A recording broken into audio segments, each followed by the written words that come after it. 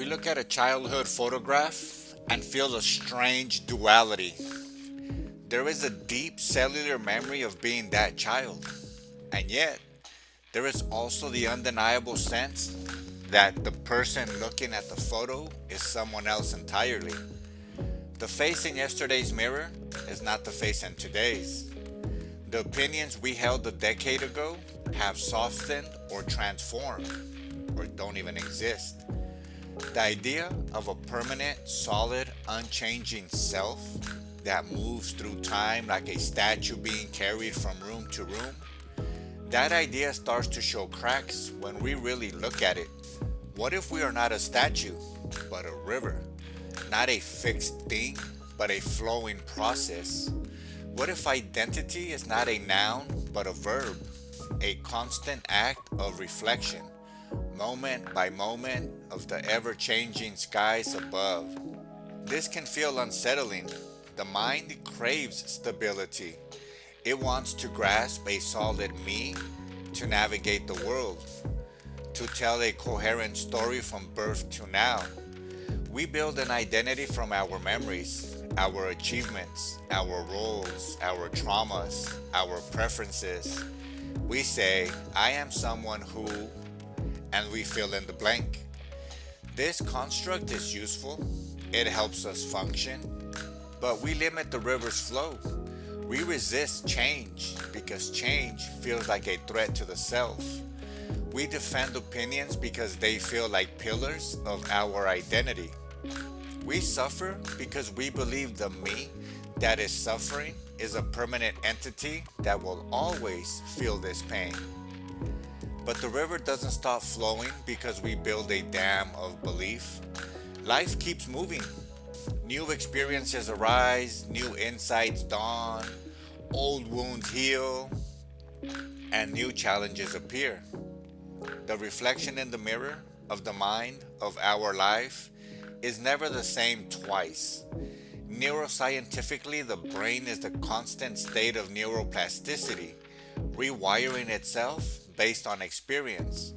The cells of our body are continuously being replaced. On every level, we are a process, not a product. The self we think we are is more like a snapshot of the river at a particular moment, mistaken for the river itself.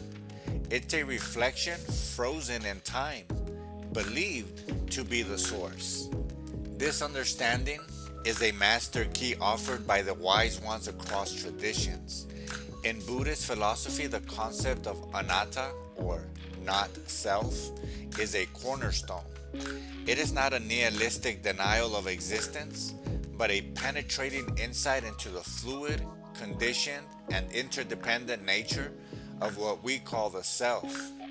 It points out that what we take to be a solid I is actually a temporary gathering of the five changing aggregates: form, sensation, perception, mental formations, and consciousness.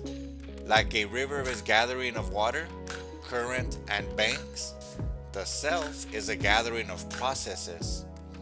The masters didn't state this to depress us, but to free us. They planted the metaphor of the river, the flame, the reflection, knowing we would first cling to the shore and then, perhaps, learn to float. When this insight moves from philosophy to felt experience, something liberating happens. The tight grip on my story can relax. The need to defend my position can soften. If there is no fixed state of a self to protect, then life's changes are not attacks on our identity. They are the natural movement of the river. A failure is not a verdict on a permanent being. It's an event in the flow. A loss is not the annihilation of the self. It is a change in the landscape the river is moving through.